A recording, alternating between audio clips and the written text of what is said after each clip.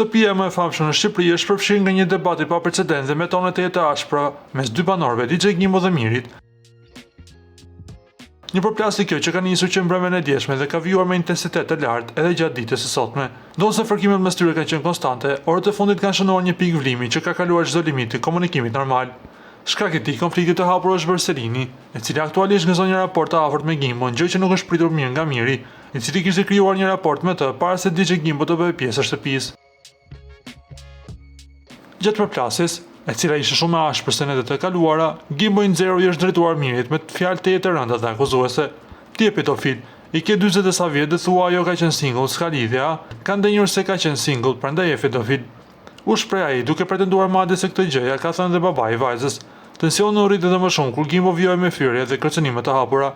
Ti je legend, ti ke ardhur brenda dhe të kanë dalë krejt fytyrat që i ke, e unë kam me ta nxjerrë një fytyrë që i ke, edhe këtë fytyrën e viktimës. Të ishim jashtë, e diun se çfarë do të bëj aty.